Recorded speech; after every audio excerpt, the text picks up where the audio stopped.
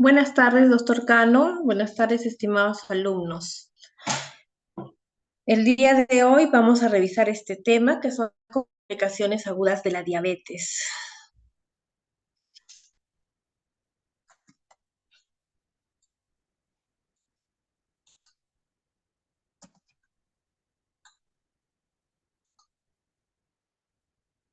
Bien, entonces, para recordar, la diabetes, como ustedes saben, es una enfermedad crónica y durante su evolución suele tener complicaciones que pueden aparecer una o varias veces en el transcurso del tiempo, ¿no? Las cuales requieren un tratamiento de urgencia. Estas complicaciones se van a relacionar directamente con los niveles de glicemia. Cuando los niveles son muy elevados, se llaman la hiperglicemia, que puede dividirse a su vez en dos grupos, que son la cetoacidosis diabética y el estado hiperosmolar no cetósico.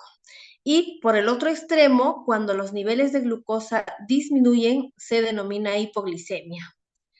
En ambas situaciones se tiene que actuar rápidamente, puesto que estas patologías corren el riesgo de alta morbimortalidad. A diferencia de las complicaciones crónicas, que van apareciendo progresivamente en el tiempo, son irreversibles y van a depender de cada paciente de acuerdo a sus características y evolución de la diabetes. En cambio, estas complicaciones agudas pueden aparecer en un momento dado por alguna situación específica la mayor parte del tiempo. Dentro de las complicaciones agudas hiperglicémicas están pues estas dos, la crisis hiperglicémicas, que son la cetoacidosis diabética y el estado hiperglicémico hiperosmolar.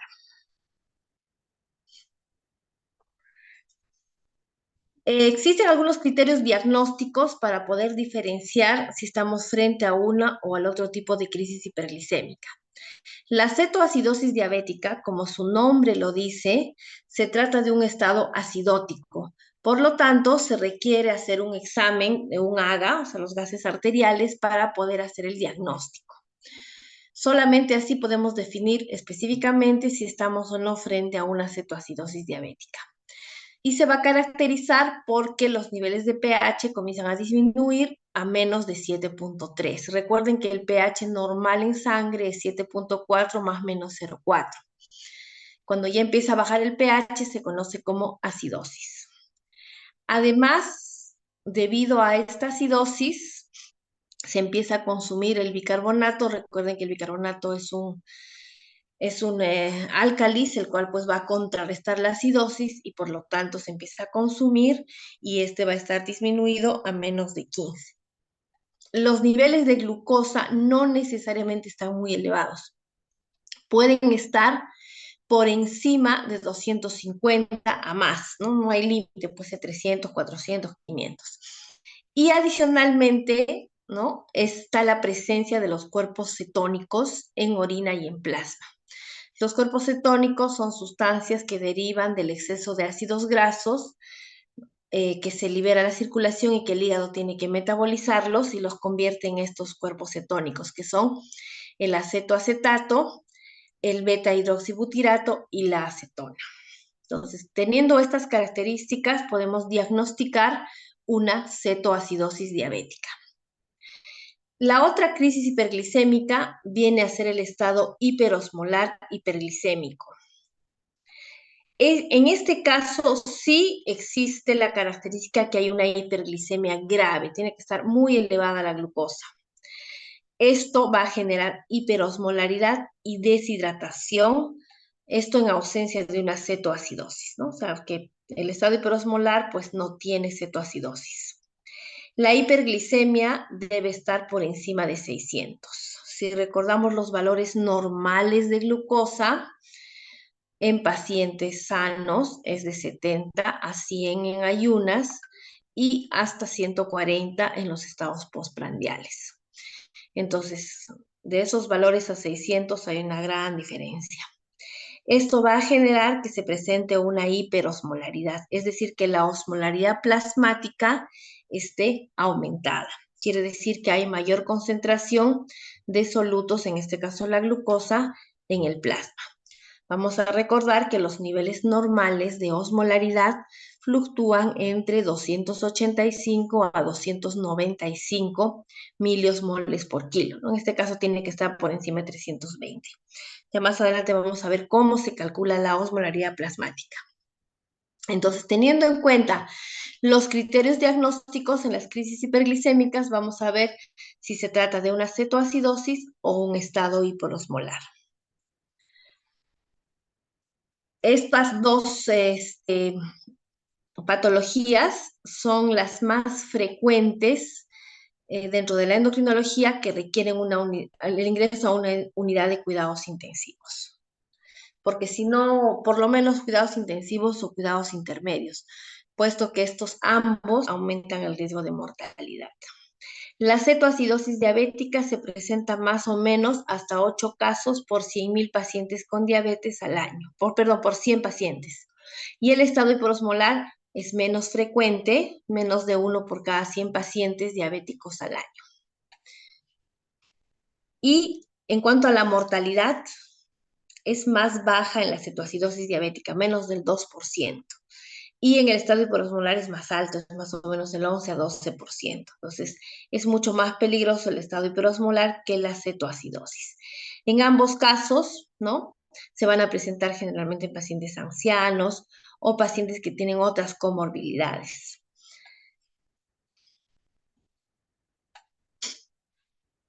En general, la cetoacidosis es más frecuente en diabéticos tipo 1.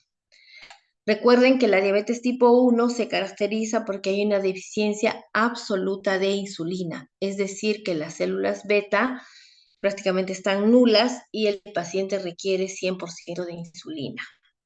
A diferencia de la diabetes tipo 2, que principalmente hay una resistencia a la insulina. Entonces, en los pacientes diabéticos tipo 1 es más común la presencia de cetoacidosis. En los diabéticos tipo 2 también puede presentarse, sobre todo en situaciones de catabolismo, ¿no? En enfermedades agudas, por ejemplo, en neumonías, en infartos, en algún traumatismo, cirugía o alguna infección severa, ¿no? Por ejemplo, es lo que hemos visto en los pacientes que tuvieron COVID severo durante la época de la pandemia, ¿no? Tenían una infección severa, entonces el paciente inmediatamente entraba en cetoacidosis y esta fue una de las complicaciones que aumentó la mortalidad de pacientes diabéticos con COVID. El estado hiperosmolar es más frecuente en la diabetes tipo 2. Es muy poco probable que haya un estado hiperosmolar en la diabetes tipo 1, puesto que la diabetes tipo 1 inmediatamente comienza a tener deficiencia de insulina, pasa a cetoacidosis. No espera, porque para generar estado hiperosmolar se requiere más tiempo sin tratamiento.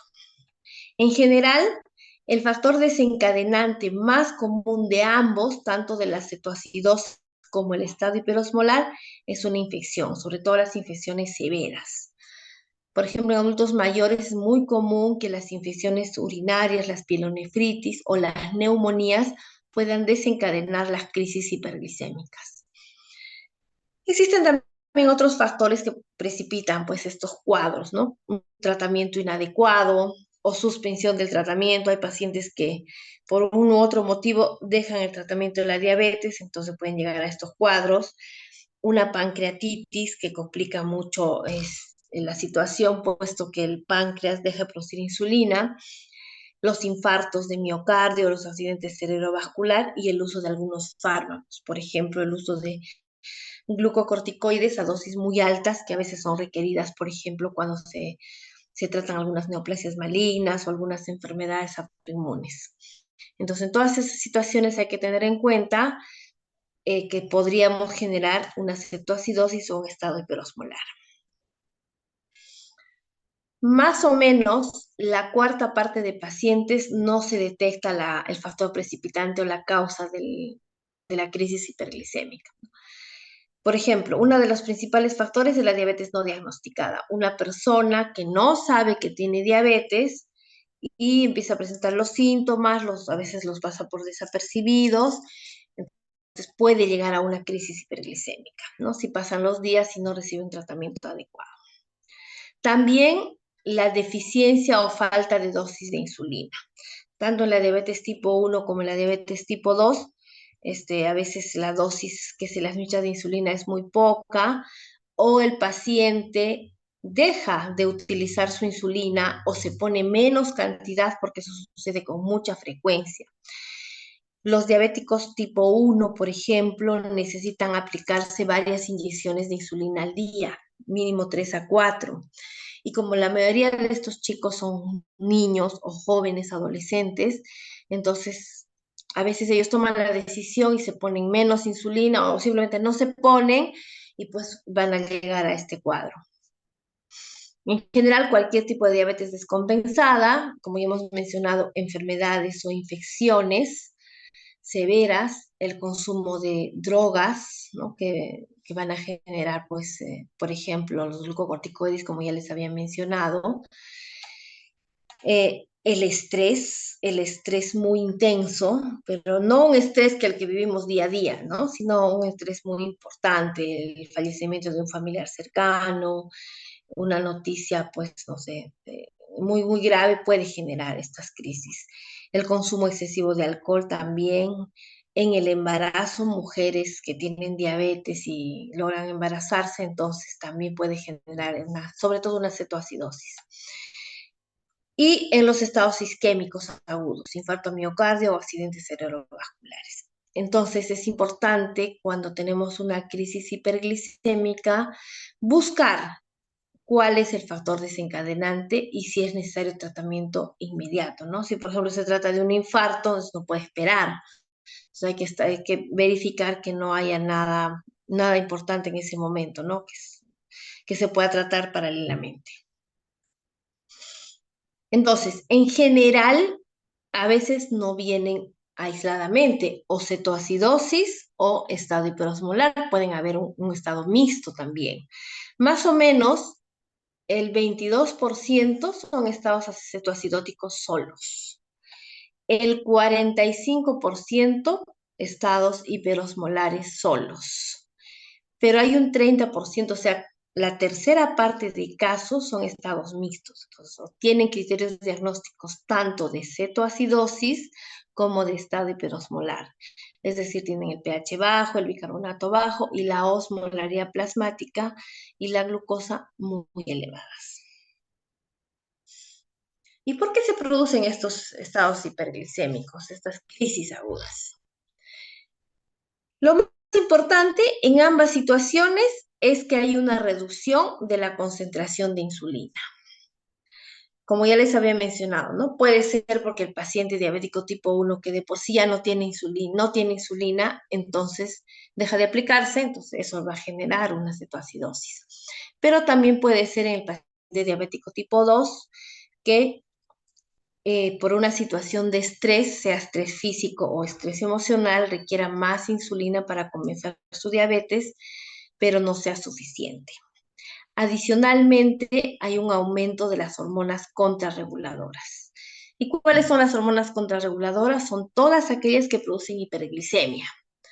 Tenemos el glucagón, el cortisol, hormonas de crecimiento y catecolaminas, que son las más importantes. Estas hormonas contrarreguladoras fisiológicamente, ¿no?, tienen que producir hiperglicemia o aumentar la glucosa en las etapas de ayuno. Sin embargo, en los pacientes diabéticos, estas hormonas están muy aumentadas y esto va a empeorar la hiperglicemia que por sí ya tiene el paciente debido a la deficiencia de insulina.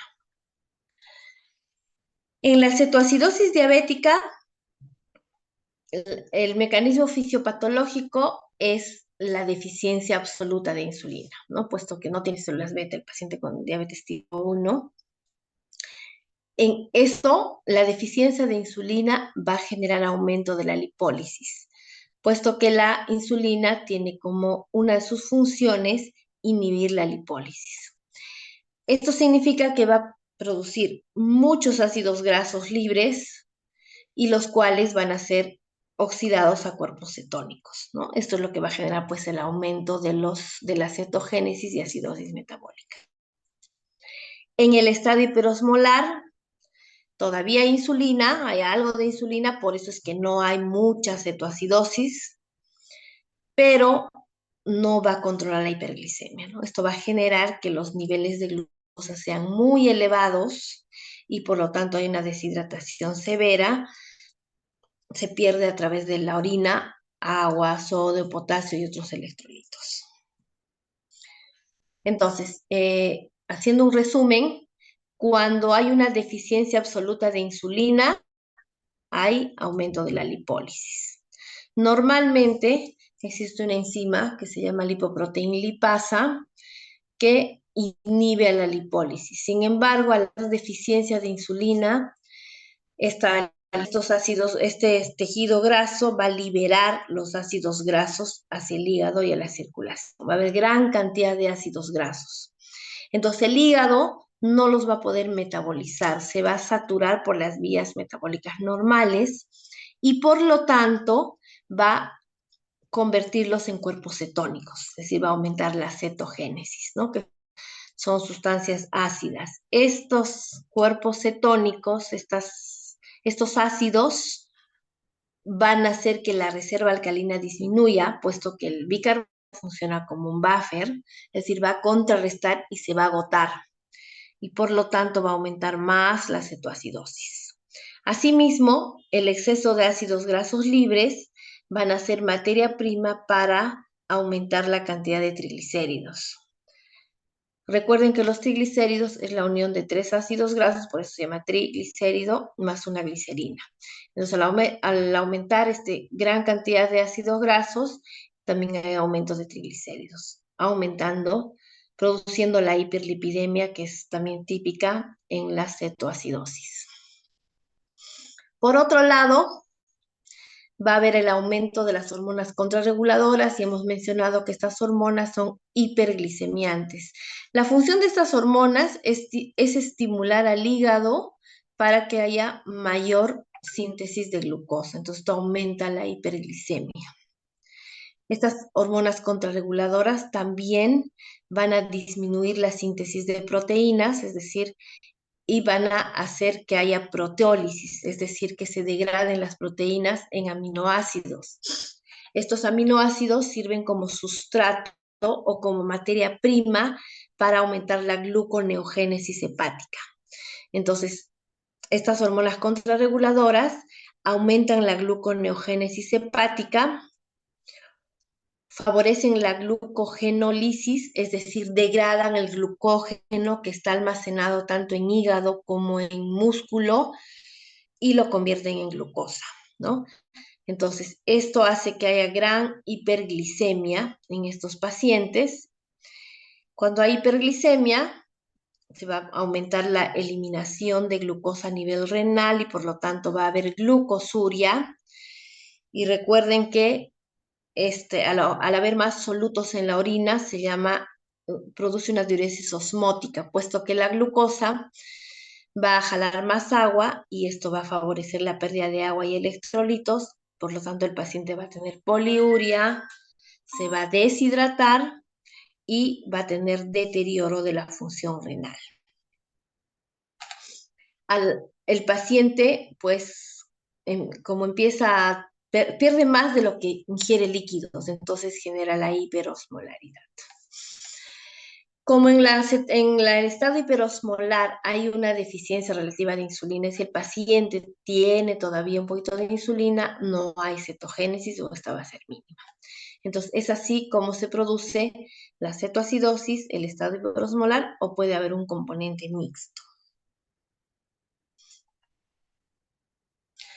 Entonces, los factores que van a generar la deficiencia de insulina en la diabetes tipo 2 pueden ser fármacos, ¿no? Por ejemplo, la fenitoína, el diazóxido, enfermedades del páncreas o paciente que no sabía que tenía diabetes, el aumento de las hormonas contrarreguladoras, glucagón, catecolaminas, cortisol, debido a estrés, que puede ser físico, emocional, infecciones, cirugías, infartos, el exceso de consumo de carbohidratos, el uso de nutrición parenteral, por ejemplo.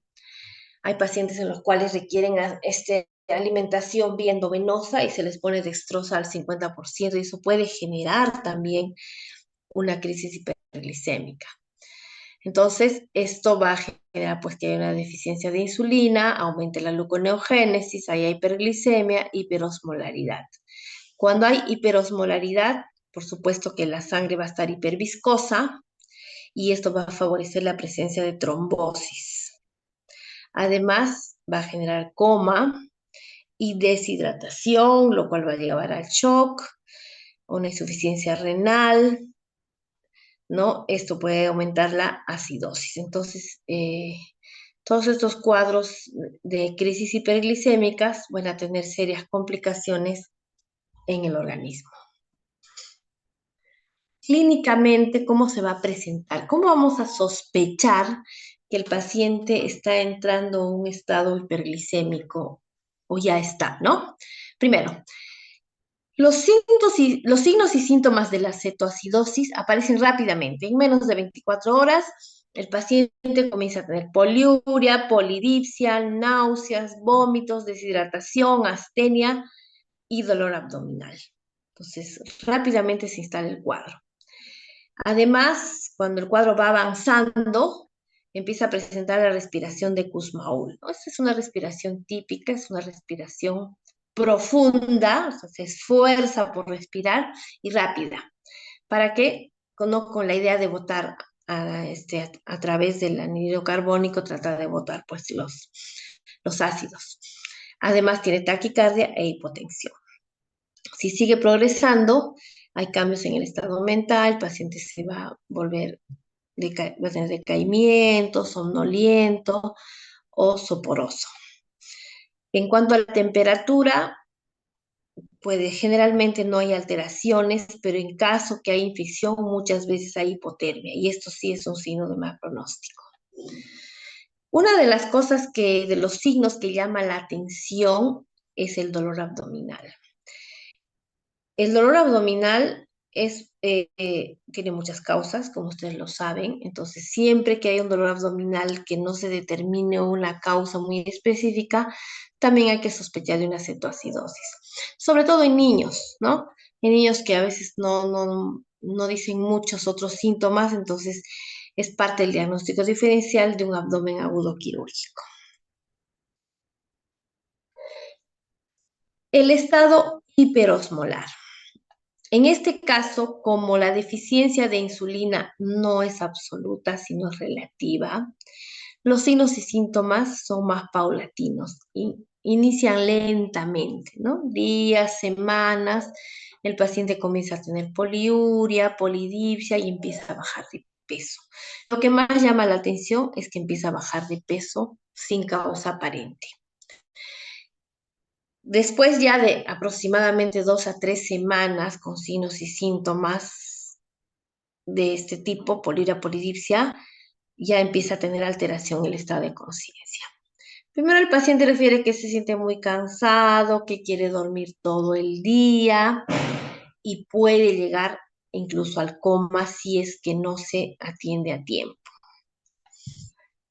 Vamos a encontrar al examen pérdida de la turgencia de la piel, es decir, va a haber el signo del pliegue por la deshidratación, hay taquicardia, hipotensión, y a diferencia de la cetoacidosis, no hay dolor abdominal. Puede tener signos neurológicos focales e incluso convulsionar. Y también puede haber fiebre debido a la infección. En resumen, haciendo una comparación entre los dos estados hiperglicémicos. La cetoacidosis diabética aparece en corto tiempo y el estado hiperosmolar varios días. Hay poliuria, polidipsia, polifagia, pérdida de peso en la cetoacidosis, debilidad y alteración del sensorio. Son signos y síntomas muy parecidos. En la cetoacidosis hay síntomas gastrointestinales, náuseas, vómitos y dolor abdominal, a diferencia del estado hiperosmolar que no hay. En ambos casos hay deshidratación, taquicardia, hipotensión, shock y alteración del estado mental.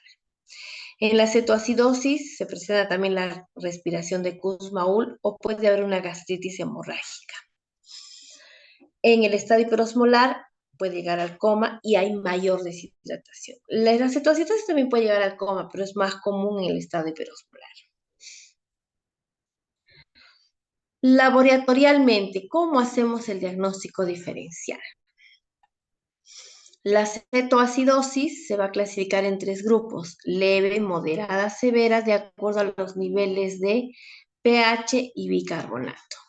En todos los casos, la glucosa va a estar por encima de 250, a más.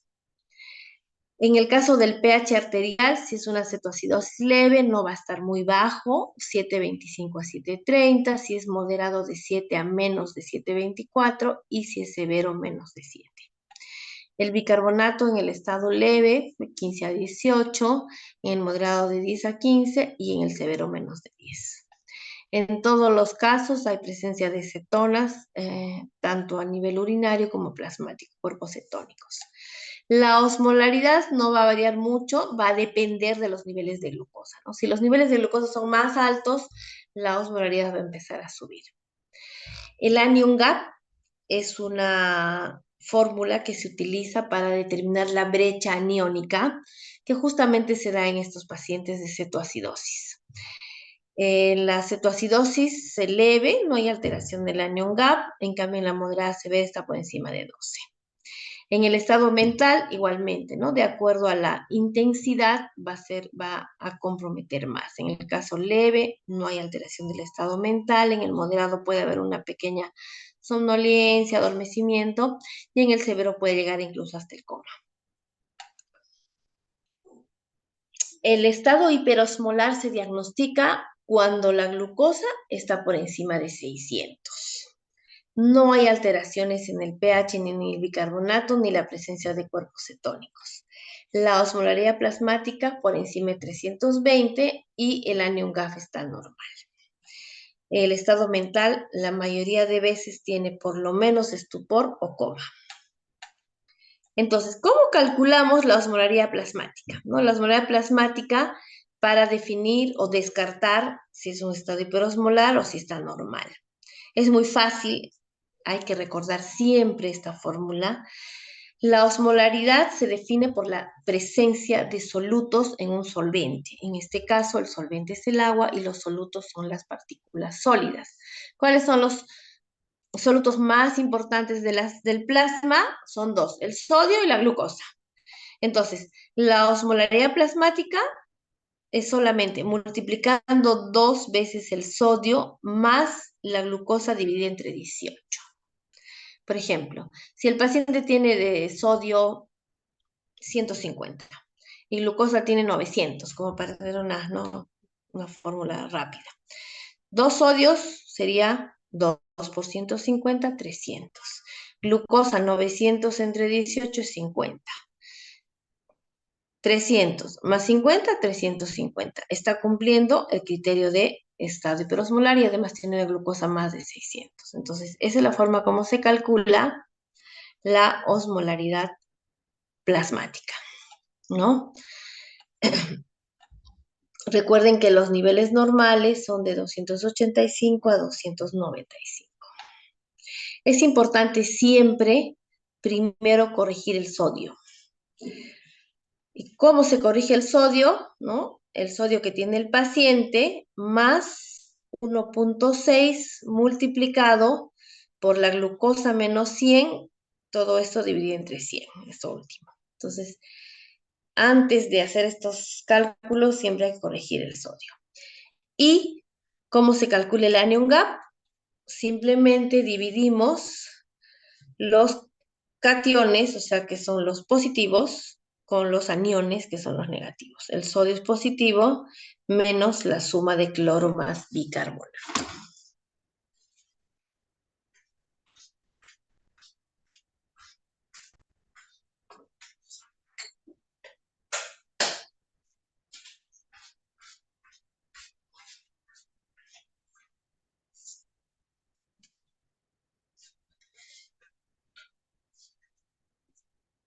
Bien, una vez que hemos hecho el diagnóstico, ¿no? Por lo menos ya tenemos la sospecha, el paciente siempre va a ir por una emergencia porque tiene los síntomas, poliuria, polidipsia, decaimiento, deshidratación, dolor abdominal.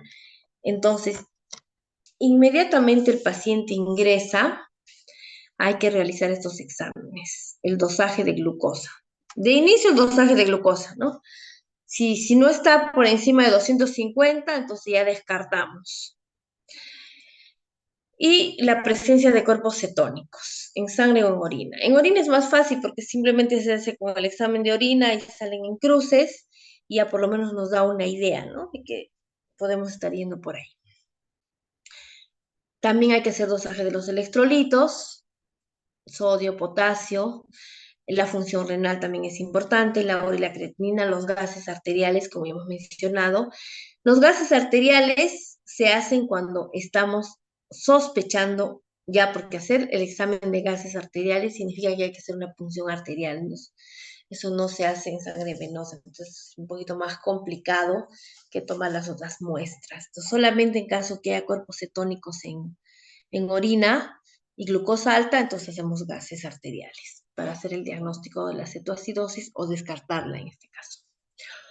Un hemograma para ver si el paciente tiene algún tipo de infección, por lo menos. Y en casos específicos podríamos ver si tiene, ¿no? Si tiene una infección urinaria, dependiendo del cuadro completo que tenga el paciente. Luego, durante el seguimiento, hay que estar midiendo la glucosa cada hora, luego cada 2 horas, según cómo el cuadro va evolucionando. Igualmente, los electrolitos y gases arteriales se pueden ir tomando cada 4 a 6 horas, dependiendo cómo encontramos al paciente, ¿no? Pacientes que están más gravemente comprometidos, hay que hacerlo más seguido. Es por eso que estos pacientes deben ingresar a una unidad de cuidados intermedios o intensivos, ¿no? Donde tienen un personal que está permanentemente atendiéndolos. El diagnóstico diferencial, pues, es con la acidosis láctica, la ingesta de salicilatos, también puede producir acidosis, la enfermedad renal crónica o aguda, el alcoholismo o los estados de ayuno e inanición que pueden producir también cuerpos cetónicos. Bueno, una vez que hemos hecho el diagnóstico, inmediatamente hay que iniciar el tratamiento, ¿no? ¿Cuál es el objetivo? Es recuperar la hidratación del paciente. Entonces, lo primero es que hay que hidratar al paciente. Para eso, vamos a ver cómo se hace. Hay que disminuir, por supuesto, la glucosa y la osmolar plasmática gradualmente. También hay que corregir las alteraciones hidroelectrolíticas porque generalmente los niveles de potasio suelen estar muy bajos, de sodio pueden estar muy bajos o muy altos. Hay que tratar de eliminar los cuerpos cetónicos y también siempre buscar los factores desencadenantes y tratarlos si es que se puede. Entonces, apenas llega el paciente y tenemos el diagnóstico así rápido, eso no debe demorar mucho, hay que hacer un acceso venoso, pero tiene que ser un acceso venoso de gran calibre. A veces por vía periférica no es tan fácil encontrar una vena gruesa, entonces se recurre a un catéter venoso central, que puede ser por la vía subclavia o la yugular. Generalmente esto lo hacen por los médicos de emergencia, porque como se va a administrar líquidos a alta velocidad, entonces es necesario utilizar estos vasos, ¿no? Además, en la mayoría de pacientes se requiere utilizar potasio y no se puede poner potasio a altas concentraciones por una vía periférica delgada.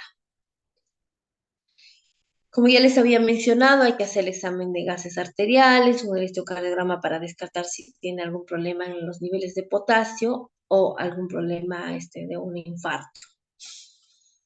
Asimismo, los otros exámenes, ¿no? Durante la primera hora, hemograma, glucosa, electrolitos y otros exámenes, dependiendo de lo que vamos encontrando en el paciente, ¿no? Si sospechamos por electrocardiograma, por ejemplo, que es un infarto, hay que solicitar las enzimas cardíacas. Si sospechamos por el hemograma que tiene una infección, hay que hacer aparte el examen de orina y de repente una radiografía de tórax para descartar una neumonía. Entonces, todo va a depender de lo que el paciente clínicamente presenta. Entonces, para hacer el tratamiento específico de la crisis hiperglicémica, lo más importante del tratamiento es la hidratación endovenosa, ¿no? Con agua y cloruro de sodio. La administración de insulina y potasio seguidamente. Hay que hacer la terapia de soporte, que puede ser los antibióticos si es que el paciente tiene una infección, si necesita oxígeno, ¿no? Eso va a depender. Hay que ver si es necesario hacer la corrección de bicarbonato y de fosfato, que eso ya lo se ve después. Entonces, la administración de líquidos y electrolitos es lo más importante en el tratamiento de una crisis hiperglicémica. Nosotros vemos un paciente que tiene hiperglicemia, hay que hidratarlo, incluso sin estar en crisis, incluso sin ser cetoacidosis o estado hiperosmolar. La hidratación endovenosa es lo más importante, ¿no? Después ya se manejan las otras alteraciones. Entonces, hay que determinar el estado de hidratación. Si el paciente está en shock hipovolémico, es decir, sus presiones están muy bajas, el paciente está soporoso, en coma, inmediatamente se administra cloruro de sodio o expansores del plasma. ¿Sí? 1 litro a chorro, ¿no? Por eso es importante tener una buena vía periférica. Si el paciente tiene una hipotensión leve, o sea, no tiene mucha deshidratación, todavía hay que esperar los resultados del sodio, ¿no? De acuerdo al examen de los electrolitos. Si el paciente está en un shock cardiogénico, pues tiene que pasar a una unidad de monitorización hemodinámica. En el caso que tenga una hipotensión leve, hay que ver cómo está el sodio. Si el sodio está alto, no le puedo poner un cloruro de sodio al 0.9 porque sería mucho sodio, porque ya tiene alto su sodio. Entonces hay que diluir, hay que utilizar el cloruro de sodio al 0.45. Esto no hay en el mercado, esta solución. Esta se llama cloruro del sodio al medio normal. O sea, a la mitad de concentración que el 0.9, ¿no? El cloruro de sodio viene a esta concentración. Entonces, ¿qué hacemos? Sacamos la mitad del cloruro de sodio y se le coloca la mitad, ¿no? Los otros 500 mililitros de agua destilada. Entonces ya tenemos 1 litro diluido. Pero si el sodio está bajo, sí se debe poner el cloruro completo, ¿no? El 0.9 por mil. Y se mantiene la hidratación en estos niveles hasta que los niveles de sodio pues no se vayan normalizando o en el caso que esté normal se mantengan hasta que la glucosa baje a 250 si es cetoacidosis o 300 si es estado hiperosmolar. Porque si sigue bajando puede irse al otro lado a una hipoglicemia. Entonces ahí se cambia a glucosa, dextrosa al 5%, ¿no? Y bueno, también ya se va disminuyendo la infusión de insulina, porque paralelamente a la hidratación endovenosa se va poniendo insulina.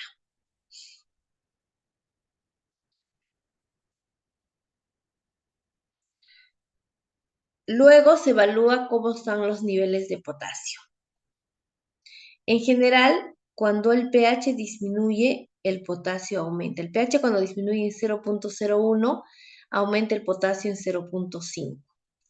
Por lo tanto, si el pH está bajo, ¿no? El potasio no necesariamente es real. Generalmente es un falso potasio alto. Entonces, cuando nosotros corregimos el pH, va a disminuir también el potasio en esa misma concentración. Por lo tanto, se recomienda reponer potasio si los niveles de potasio están menos de 5.2. Recordemos que los niveles normales de potasio en general van de 3.5 hasta 5.5. Sin embargo, si está menos de 5.2, sobre todo en la cetoacidosis, es necesario reponer potasio para evitar que este potasio siga bajando. O si se ve, pues, en el electrocardiograma que puede estar presentando hipocalemia menor de 3.3. Entonces, de acuerdo a los niveles de potasio, se recomienda administrar potasio, ¿no? Esto es lo que llamamos los retos de potasio. Si el potasio está muy bajo, menos de 3.3, se recomienda administrar 20 a 30 miliequivalentes por hora. Una ampolla de calium, que es que viene al 14.9%, que es el potasio, tiene 20 miliequivalentes. Entonces, hay que administrar cada hora un calium, y esa es una alta concentración para poder ser administrado por vía periférica. Por eso es importantísimo que el paciente pueda tener una vía periférica, una vía central. Si los niveles de potasio no están muy bajos, están en el promedio, se recomienda poner una ampolla de potasio en cada litro de cloruro que ya se le está administrando al paciente. Y si está más alto, no se da suplementos de potasio y hay que estar controlando cada 2 horas. La administración de insulina en todos los casos es muy importante, hacerlo casi al mismo tiempo que la administración de cloruro y la administración de potasio. No es uno tras otro. Lo primero le ponemos su suero, mientras va entrando el suero, se va evaluando cómo está el potasio, se va corrigiendo, y una vez que se empieza a corregir el potasio, también ya se empieza a colocar insulina. Solamente si el potasio está menos de 3.3, no se coloca insulina. Todavía. ¿Por qué? Porque la insulina, una de sus funciones es estimular el ingreso del potasio extracelular al intracelular. Entonces, si está bajo, le ponemos insulina, lo va a bajar más todavía el potasio. Entonces, esa es la única situación que no se debe poner insulina todavía. Primero hay que corregir este potasio a más de 3.3 para poder empezar el uso de insulina. Por eso debe ser rápidamente. En la primera hora ya se debe corregir el potasio para empezar a administrar la insulina. La recomendación es que al empezar la insulina, la glucosa debe bajar entre 50 a 70 miligramos por decilitro durante la primera hora y durante las siguientes horas, es decir, por hora. Y debe continuar hasta normalizar la glucosa, ¿no? O que se normalice la brecha aniónica, que es el anion gap, y los cuerpos cetónicos deben desaparecer. La recomendación es utilizar insulina de acción rápida. Tenemos dos tipos, ¿no? La de acción rápida, que es la insulina cristalina, o la insulina de acción ultra rápida. Tenemos varias, pero la que más se recomienda utilizar es la insulina Lispro. Cualquiera de ellas se puede administrar por vía endovenosa. Recuerden que las insulinas en general se administran por vía subcutánea en los pacientes que no tienen una crisis aguda, pero en estos casos es necesario administrar por vía endovenosa. Solamente las insulinas de acción corta se pueden utilizar por vía endovenosa. Las insulinas de acción larga o intermedia, como la NPH, glargina, no se utilizan por vía endovenosa, solamente subcutánea. Para administrar insulina, se prepara una infusión de insulina que debe tener cada mililitro una unidad de insulina.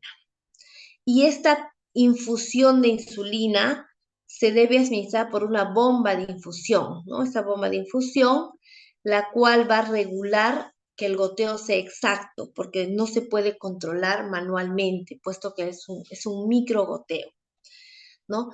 Y la recomendación es poner 0.1 unidades por kilo por hora, hasta que el paciente logre 250 o 300 de glucosa, 250 si es cetoacidosis o 300 si es estado hiperosmolar.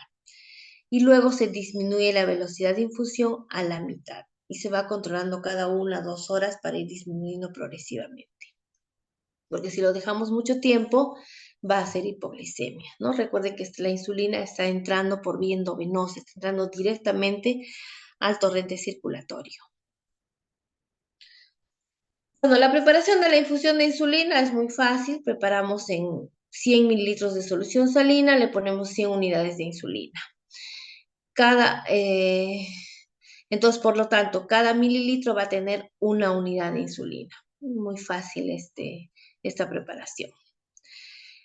Esta infusión se administra por vía endovenosa, ¿no? Generalmente puede ser por un bolo. Y, como les he mencionado, de disminuir la glucosa hasta 300 en el estado hiperosmolar o 250 en la cetoacidosis. Hay que controlar la glucosa cada hora. Recuerde que este paciente debe estar en una unidad de cuidados intensivos para que tenga alguien a su costado para estar vigilando el estado general del paciente, los niveles de glucosa, la presión. Hay que estar controlando permanentemente. En general, ¿no? Se recomienda utilizar dextrosa cuando los niveles de glucosa ya están comenzando a disminuir, ¿no? Al inicio, cuando la glucosa está muy alta, pues se administra la infusión de insulina y luego, una vez que la glucosa baja a 300, 250, se empieza a administrar dextrosa para evitar llegar a la hipoglicemia. Otro punto que también hay que tener en cuenta en la cetoacidosis es el bicarbonato, ¿no? Recuerden que en la cetoacidosis hay disminución del bicarbonato. Sin embargo, la aplicación del bicarbonato en estos casos es controvertida. Solamente está indicada cuando el pH es menor de 7. Puesto que si administramos el bicarbonato en cualquier otra situación, esto va a corregir muy rápido la acidosis. Y esto va a empeorar la hipocalemia, como hemos visto, ¿no? Por cada disminución de pH, aumenta el potasio. Entonces, si lo corregimos, va a ser al revés. Aumentamos el pH y el potasio baja, entonces empeora la hipocalemia. Disminuye la oxigenación de los tejidos, o sea, favorece la hipoxia. Puede generar edema cerebral y trastornos de la función cardíaca debido a los cambios rápidos, tanto de potasio como de pH. Entonces, por eso que no se recomienda inicialmente administrar bicarbonato, salvo en casos muy especiales. Para determinar la administración de fósforo y magnesio, hay que hacer los exámenes respectivos y si están bajos, pues se administra. Todo este tratamiento, la hidratación, la corrección de potasio, la insulina, deben hacerse casi al mismo tiempo y hay que estar monitorizando los niveles de glucosa cada hora, cada 2 horas, los niveles de electrolitos cada 3, 4 horas, igual que el AGA. Una vez que la glucosa comienza a disminuir, en el caso del estado hiperosmolar, si llega a 300 la glucosa o menos, hay que disminuir la infusión de insulina y cambiar a dextrosa. Ya se debe administrar dextrosa para prevenir una hipoglicemia. Y hay que mantener la glucosa no muy baja, de 200 a 300. No es recomendable bajar mucho la glucosa, porque recuerden que el paciente ha estado en una hiperosmolaridad muy severa. Entonces, bajar rápidamente esos cambios de osmolaridad dan edema cerebral. En el caso de la cetoacidosis, donde no hay una hiperosmolaridad muy marcada, entonces, una vez que llega a 250 la glucosa, también reducir la infusión de insulina, añadir dextrosa y mantener la glucosa entre 150 a 200, no tan alta. Entonces, eso es lo ideal en el manejo de estos pacientes. Este es el resumen de lo que hemos visto, ¿no? En la cetoacidosis, la infusión endovenosa, ver si está en shock hipovolémico, cómo está el sodio. Hay que corregir de acuerdo a los niveles de sodio. Igualmente la insulina. La elección, la vía endovenosa de insulina rápida o regular. Y luego ver que vaya bajando de 50 a 70 en la primera hora. Si no baja, hay que duplicar la dosis de infusión de insulina hasta que logremos bajar. En casos muy especiales, donde no tenemos una vía periférica, y ya sospechamos que se trata de esta crisis, se podría administrar vía subcutánea o intramuscular incluso. La vía intramuscular se absorbe más rápido. la vía subcutánea demora. El problema es que como estos pacientes están muy deshidratados, cuando hay deshidratación severa por compensación, hay una vasoconstricción periférica, es decir, que los capilares de la piel y el tejido graso, incluso de los músculos, van a disminuir y la absorción de fármacos por estas vías va a ser menor. Sin embargo, se puede utilizar en casos especiales. Los niveles de potasio hay que corregirlos si están menos de 3.3 o menos de 5, ¿no? Y en este caso, pues no administrar la insulina hasta que el potasio no se corrija. Y lo del bicarbonato, solamente si está menor a 7 o 7.1 o se compromete la vida del paciente, ¿no? En casos muy especiales se puede administrar el bicarbonato. En el caso del estadio hiperosmolar, es muy parecido, a diferencia que aquí ya no revisamos el bicarbonato, puesto que no hay alteración de este.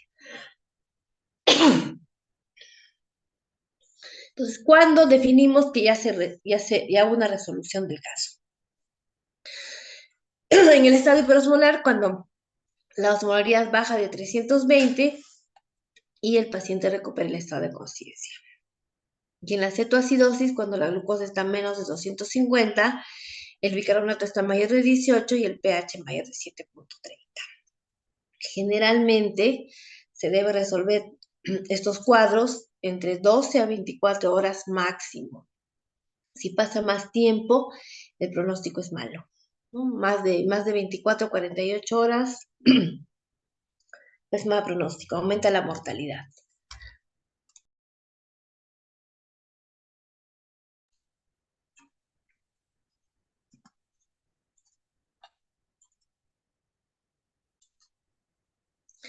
Bien, una vez que ya se ha resuelto el cuadro, ya no es que le vamos a dar de alta al paciente, ¿no? El paciente ha estado en una crisis severa, hiperglicémica, entonces hay que cambiar de la infusión endovenosa a la administración subcutánea. Entonces, para eso simplemente calculamos cuánto de insulina ha utilizado durante las últimas 24 horas y vemos, ¿no? Cuánto se ha puesto en total y de eso restamos el 20%, ¿no? Si en total, por ejemplo, ha utilizado, como dice el ejemplo, 48 unidades por día, el 20% de 48 es más o menos 10, ¿no? Y bueno, se le pone 38 y se divide en dos. La mitad se pone como insulina basal. Recuerden que la insulina basal es la insulina de acción prolongada o intermedia, NPH, glargina o detemir. Y la otra mitad, insulina de acción rápida o corta, cristalinas, Parlis, proglulicina, que se debe de partir en 3 dosis antes de cada alimento, ¿no? Desayuno, almuerzo y cena. Más o menos se debe hacer el cambio a la insulina subcutánea unas 2 horas antes de quitar totalmente la infusión endovenosa para que empiece a hacer efecto. Recuerden que las insulinas, la insulina rápidas, la cristalina, empieza a hacer su efecto más o menos a las 2 horas. Y las insulinas más rápidas, bueno, esas sí son más rápidas, ¿no? Media hora aproximadamente. Y la insulina NPH, pues también tiene su efecto a las 6 horas. Entonces, va a depender del tipo de insulina que utilicemos. Hay que tener en cuenta que cuando se administra este tratamiento puede generarse hipoglicemia por mucha insulina y también hipopotasemia, ¿no? Justamente por lo mismo. Mucha insulina disminuye el potasio, entonces hay que estar vigilando esos dos parámetros siempre. El edema cerebral se puede presentar por un exceso de hidratación y también por una corrección muy rápida del sodio, del potasio y de la glucosa. Además, por la administración de bicarbonato inadecuadamente. Y la acidosis hiperclorémica cuando se administra mucho cloruro igualmente. Bien, ahora vamos a ver lo contrario, ¿no? Las hipoglicemias, que viene a ser la disminución de los niveles de glicemia en sangre. La hipoglicemia es una complicación aguda más temida, ¿no? Los pacientes tienen mucho miedo más a la hipoglicemia que a la hiperglicemia. ¿Por qué? Por la sensación que tienen cuando empiezan a presentar hipoglicemia. La hipoglicemia les genera una sensación de que están perdiendo la vida, ¿no? El paciente se siente muy mal con una hipoglicemia. Siente que todo su cuerpo se decae lentamente. Entonces, por eso que muchos pacientes no quieren usar mucha insulina a veces porque en algún momento han tenido la mala experiencia de que les ha producido hipoglicemia. La hipoglicemia va a deberse principalmente al tratamiento farmacológico de la diabetes o cuando no comen a su hora o cuando hacen mucho ejercicio sin ajustar sus fármacos, ¿no? Y comen poco. Entonces, ¿qué medicamentos producen principalmente hipoglicemia en el paciente diabético? En primer lugar, las sulfonilurias.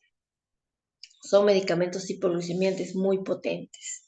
Y en segundo lugar, las insulinas. La Asociación de Diabetes Americana, la ADA, ha definido la hipoglicemia cuando los niveles de glucosa están menos de 70. Y clínicamente ha clasificado, ¿no? En estos grupos tenemos a la hipoglicemia severa, es cuando el paciente tiene alteración del estado de conciencia y requiere el apoyo de terceras personas para que le administren los carbohidratos. La hipoglicemia sintomática documentada es cuando el paciente tiene síntomas y además se comprueba que efectivamente la glucosa está menos de 70. La hipoglicemia asintomática es cuando no tiene síntomas, pero la glucosa está menos de 70. Y esto es bastante común en los pacientes que hacen hipoglicemias muchas veces. Entonces, el organismo se acostumbra y no genera síntomas. Pueden tener glucosa 70, 60, ¿no? Incluso hasta 50 y no hay síntomas. Eso se debe justamente a que se pierde la capacidad de respuesta. La hipoglicemia sintomática probable es cuando el paciente refiere que tiene síntomas, pero no se mide la glucosa. Y muchas veces pasa eso, ¿no? Dice el paciente, a mí se me baja el azúcar. ¿Se ha hecho el examen? No. Entonces, sí es probable que se le esté bajando, pero también pueden haber síntomas que no necesariamente son hipoglicemia. Y la pseudohipoglicemia es cuando el paciente dice que tiene síntomas, pero la glucosa está más de 70. ¿En quiénes pasa esto último? En aquellos pacientes que tienen los niveles de glucosa muy altos siempre. El paciente dice, no, siempre mi glucosa está más de 300, pero le empezamos a dar tratamiento adecuado y los niveles de glucosa comienzan a normalizarse. Llegan a 100, 120, 90 y ellos refieren de que tienen síntomas de glucosa, de hipoglicemia. Pero hace el examen y no tiene hipoglicemia, es porque su organismo también está mal acostumbrado, ¿no? A tener niveles muy elevados de glucosa. ¿Cuáles son los factores de riesgo entonces para desarrollar hipoglicemia? En primer lugar, como les he mencionado, el tratamiento con sulfonilurias y con insulina. Uno o los dos, o no, por separado. Entonces, las sulfonilurias son fármacos antidiabéticos orales cuyo mecanismo de acción es estimular la secreción de insulina en las células beta del páncreas. Entonces, los pacientes que consumen sulfonilurias suelen tener hipoglicemias, sobre todo cuando no comen a sus horas, ¿no? Hay omisión de comidas o tienen una edad avanzada, tienen una diabetes de larga data, no reconocen la hipoglicemia o tienen enfermedades psiquiátricas, en la insuficiencia hepática, insuficiencia renal, alcoholismo, el ejercicio intenso sin reducir la dosis, y también cuando está asociado a hipotiroidismo o enfermedad de Addison sin tratamiento. Entonces, cuando nosotros tenemos estos pacientes que utilizan sulfonilurias, hay que tener en cuidado que no tengan todos estos factores de riesgo. Por eso que las sulfonilurias, por ejemplo, mejor no administrarlas en pacientes con estas características, ¿ya? La insulina puede producir menos hipoglicemia porque eso va a depender del tipo de insulina que se utiliza y la dosis. Entonces es un poquito más segura que las sulfonilurias, pero igual hay que tener mucho cuidado, las dosis, los horarios, si el paciente va a hacer ejercicio no debe aplicarse, etcétera. Entonces, siempre tener en cuenta estos factores para evitar las hipoglicemias. Porque lamentablemente cuando un paciente hace hipoglicemia, sea por uno u otro fármaco, ya no va a querer utilizar el fármaco, ¿no? Entonces lo que hay que regular son las dosis. Bueno, existen otras causas de hipoglicemia no diabética, ¿no? Para tener en cuenta. Hemos mencionado los fármacos, en enfermedad renal o hepática, falla cardíaca, sepsis, en deficiencia de las hormonas contrarreguladoras. Recuerden que estas hormonas producían hiperglicemia, entonces si no existen, hay hipoglicemias, o el exceso de insulina endógena. Existen unos tumores llamados insulinomas que producen mucha insulina y por lo tanto pueden generar hipoglicemias y no son pacientes diabéticos. ¿Qué fármacos pueden contribuir a la hipoglicemia? Los que se utilizan actualmente, por ejemplo, son los IECAS, los ARA2, los antagonistas beta-adrenérgicos, la levofloxacina, entre los más utilizados actualmente. Clínicamente, los síntomas de hipoglicemia se van a dividir en dos grupos: los síntomas neurogénicos o autonómicos y los síntomas neuroglucopénicos. Los síntomas autonómicos se van a presentar inicialmente cuando la glucosa está menos de 60, 70. Es lo primero que aparece. Los síntomas adrenérgicos, ¿no? Donde se va a liberar las catecolaminas. Apenas haya una hipoglicemia, lo primero que empieza a producirse son las catecolaminas para tratar de producir gluconeogénesis. Pero las catecolaminas, recuerden que producen vasoconstricción, entonces esto va a favorecer las palpitaciones, la taquicardia, palidez y temblor. Luego se va a empezar a liberar la acetilcolina, que va a favorecer la sudoración y las parestesias. Si la hipoglicemia continúa bajando, es decir, ya los niveles de glucosa están menos de 50, entonces se activa el sistema nervioso central, ya el cerebro detecta la hipoglicemia y empiezan a aparecer trastornos de conducta. Los pacientes comienzan a tener habla incoherente, no saben dónde están, muchas veces se pierden o se vuelven irritables, agresivos, hay cefalea, confusión, si sigue empeorando puede haber convulsiones, pérdida de conocimiento y coma. Entonces, de acuerdo a los niveles de glucosa, los síntomas van apareciendo progresivamente, ¿no? Estos son los más comunes, pues temblor, pulso acelerado, mareos, dolor de cabeza, debilidad, sudoración, hambre, visión borrosa, irritabilidad, frialdad también, ¿no? El paciente menciona que tiene mucho frío.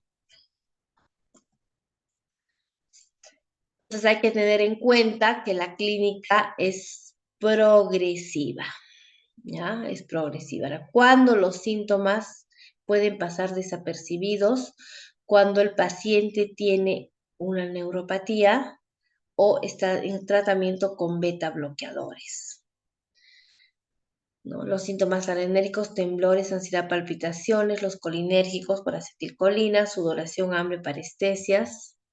Esto es lo que generalmente presentan los pacientes. Ya saben ellos, ¿no? Comienzan a temblar, tienen sus palpitaciones, empiezan a comer algo y compensan su hipoglicemia. Si reconocen los síntomas, es fácil, puesto que solamente lo detectan a este nivel, empiezan a comer algo dulce y solucionan el problema.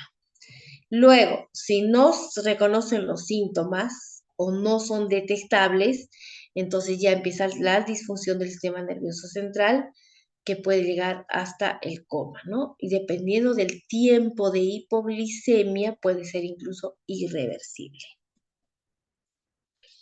Entonces, para hacer el diagnóstico de la hipoglicemia, tenemos la triada de Whipple. Signos y síntomas compatibles con hipoglicemia, desaparición de los síntomas al restituir la glucosa y confirmar que haya una baja concentración de glucosa. ¿Cómo responde el organismo frente a la hipoglicemia?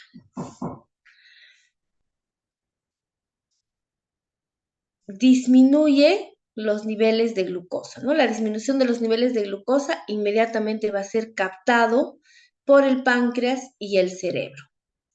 ¿Qué va a generar el páncreas? El páncreas va a producir disminución de la insulina y aumento del glucagón, ¿no? ¿Para qué aumente el glucagón? La función principal del glucagón es estimular al hígado para producir gluconeogénesis hepática, para que aumente los niveles de glucosa. Por otro lado, a nivel cerebral, inmediatamente la hipófisis va a producir varias hormonas, la hormona de crecimiento y la liberación de la ACTH. Esta hormona de crecimiento, la ACTH, va a actuar sobre la corteza suprarrenal para producir cortisol. Y a nivel simpático suprarrenal, en la médula suprarrenal va a producir el aumento de la adrenalina y en las neuronas postganglionares simpáticas el aumento de la noradrenalina y la acetilcolina. Entonces, el aumento de estas hormonas, la hormona de crecimiento, cortisol, adrenalina, noradrenalina, todas estas van a actuar tanto a nivel hepático, a nivel renal, favoreciendo la gluconeogénesis, a nivel del tejido graso y a nivel muscular, van a favorecer la liberación de aminoácidos, glicerol, ¿no? Para que esto aumente también a su vez a la gluconeogénesis y van a disminuir la eliminación de glucosa, ¿no? Favoreciendo todo esto al aumento de la glucosa arterial, que también pues va a favorecer, va a pedir comida, ¿no? Entonces el paciente va a empezar a comer, va a consumir azúcar. Entonces, de esa manera el organismo responde a la hipoglicemia. ¿Cuáles son los efectos nocivos de la hipoglicemia? En general, la hipoglicemia va a tener alteraciones en muchos órganos. En primer lugar, va a producir disfunción endotelial. Al haber hipoglicemia, va a haber vasodilatación. Luego se va a generar un proceso inflamatorio, aumentando las citoquinas, ¿no?, inflamatorias, el factor de crecimiento endotelial, la proteína C reactiva, la interleuquina 6. A nivel neuronal, a nivel sanguíneo, va a haber un aumento de la activación de las plaquetas, aumento de los factores de coagulación y va a favorecer a la coagulación, o sea, es un estado protrombótico. A nivel simpático adrenal, como ya hemos mencionado, pues va a aumentar la respuesta a las catecolaminas, va a aumentar la liberación de catecolaminas, tanto adrenalina como noradrenalina. Y esto va a favorecer a las alteraciones cardíacas, pues va a producir arritmias cardíacas, ¿no? Y por lo tanto falla cardíaca. Por lo tanto, el paciente con hipoglicemia constante va a tener alteraciones protrombóticas, arritmias cardíacas, alteración de disfunción endotelial y alteraciones inflamatorias. Entonces, la hipoglicemia va a aumentar la mortalidad en los pacientes. Se ha demostrado que de 6 a 10% de las muertes en diabetes tipo 1 es por hipoglicemias. Recuerden que el diabético tipo 1 utiliza dosis seguidas de insulina y a veces no come a sus horas o se pone más o hace ejercicios y favorece las hipoglicemias. En la diabetes tipo 2 no se sabe exactamente, pero sí también se ha reportado, ¿no?, que sobre todo la mortalidad aumenta con el uso de sulfonilurias. Es por eso que actualmente la FDA, desde el año 2008, no es tan nuevo, tiene varias exigencias para los nuevos fármacos antidiabéticos. Las sulfonilurias son fármacos muy antiguos. Actualmente uno de los requisitos para un nuevo antidiabético es que no produzca hipoglicemia. ¿Por qué produce mortalidad? Porque la mayoría de muertes por hipoglicemia favorecen la repolarización cardíaca normal y las arritmias ventriculares. Esto se desencadena por el aumento de las respuestas simpático-adrenal, es decir, por el aumento de las catecolaminas. Y finalmente, ¿no?, ¿qué genera en el cerebro la hipoglicemia? Las hipoglicemias severas producen ataques isquémicos transitorios, que puede ser reversible con la corrección de la glucosa. Sin embargo, se ha demostrado que hay una relación entre hipoglicemia y demencia. La hipoglicemia recurrente o severa puede predisponer a la disfunción cognitiva a largo plazo y a demencia. En conclusión, los pacientes que tienen muchos episodios de hipoglicemia pueden llevar a tener pérdida de la función cognitiva, ¿no? Y generar pues un deterioro cognitivo irreversible. Hay algunos casos reportados de pacientes que han estado en hipoglicemia mucho tiempo, más de 24 horas, que no tienen una buena respuesta a la glucosa. O sea, se les administra glucosa, pero lamentablemente ya su estado cognitivo se va deteriorando progresivamente. Bien, ¿cuál es el tratamiento de las hipoglicemias? Todo va a depender, ¿no? Si tenemos hipoglicemias leves a moderadas, entonces, es decir, que el paciente está despierto, puede ingerir alimentos, entonces se debe administrar glucosa por vía oral. ¿No? La recomendación es administrar 15 gramos de carbohidratos de absorción rápida, es decir, de azúcar. ¿Y qué consiste esto? 4 cucharadas de azúcar en un vaso o un jugo, y se lo debe tomar, ¿no? Y hacer un control en 15 minutos. Hay la creencia, mejor tener un caramelo, mejor comer un pan. Lo mejor es azúcar en agua. Puede ser un jugo, una gaseosa, un frugos, lo que sea, pero diluido para que la absorción sea más rápida. Entonces, si el paciente sospecha que tiene hipoglicemia con los signos y síntomas, se debe controlar con su glucómetro y si está baja, inmediatamente actuar. Cualquiera de estas opciones son válidas. Pero si es una hipoglicemia severa, ¿no?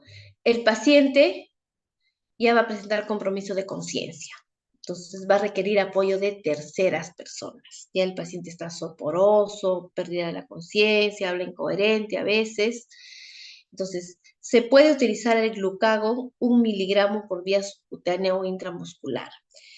Lamentablemente en nuestro país no hay glucagon. Entonces, lo que se utiliza es la glucosa hipertónica intravenosa, es decir, administrar dextrosa al 33%, 4 a 5 ampollas endovenosas, ¿no? Cualquiera que sea el grado de hipoglicemia, el paciente después de recuperar la hipoglicemia ya debe consumir carbohidratos complejos, es decir, un almidón, cualquier almidón hay que darle. Y ver cuál fue la causa de la hipoglicemia, ¿no? Para prevenir. Por ejemplo, si el paciente ha utilizado sulfonilureas, entonces es preferible ya que ya no debe consumir este medicamento. Si está utilizando insulina, hay que corregir la dosis. De repente es mucha insulina, entonces hay que bajar la dosis de insulina. ¿Y por qué debe recibir hidratos complejos de carbono? Porque el paciente puede volver a tener hipoglicemia más tarde. Por ejemplo, la vida media de la glibenclamida, que es una de las sulfonilurias más utilizadas, es casi de 24 horas. Por lo tanto, el paciente va a necesitar estar con glucosa esas 24 horas hasta que se metabolice completamente el fármaco. Entonces, puede administrarse los carbohidratos por vía oral o, si el paciente llega a una unidad de una emergencia, mantener una vía endovenosa con dextrosa, por lo menos unas 12 horas, observando al paciente que no haga hipoglicemia. Todo va a depender de la causa. Si está utilizando una insulina de acción rápida, bueno, su vida media es de 6 horas, entonces no necesita más tiempo.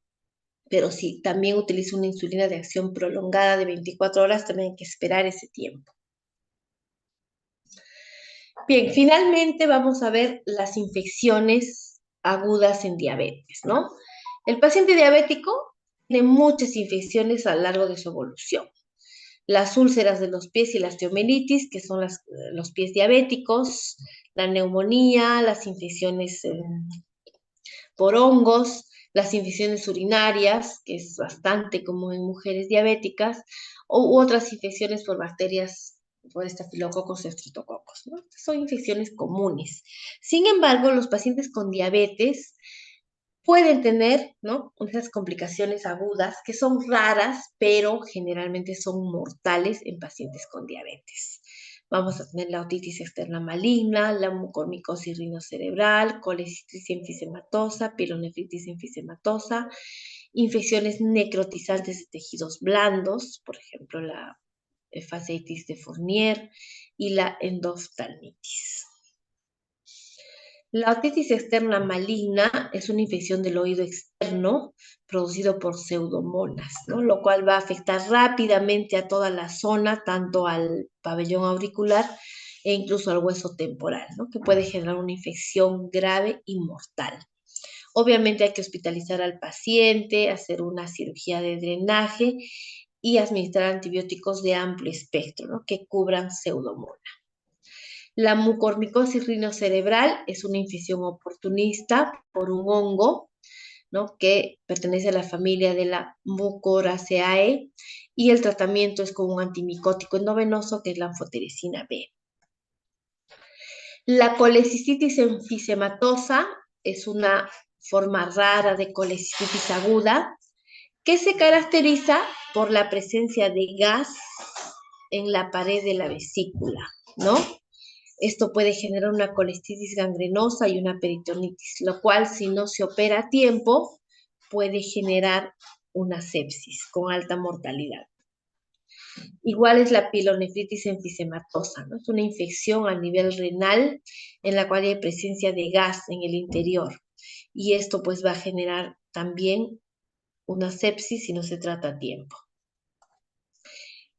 La endoftalmitis es una infección dentro del globo ocular que puede generar, pues, ¿no? Enrojecimiento, dolor y pérdida de la visión. Necesita un tratamiento inmediato de dehidratación y antibióticos, porque puede generar pérdida de la visión, ¿no? Incluso se ha visto casos que han tenido que hacer una exéresis completa del globo ocular porque esto empieza a afectar los tejidos periféricos.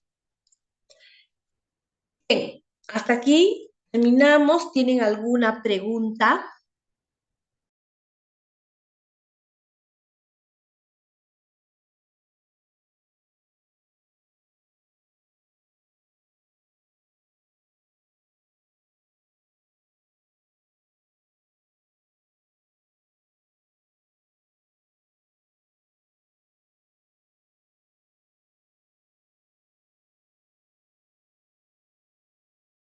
Todo claro, doctora, muchas gracias. Bueno, si no hay ninguna pregunta, entonces ya nos vemos en otra oportunidad. Buenas tardes, hasta luego. Gracias, doctora. Gracias, doctora. Gracias, doctora.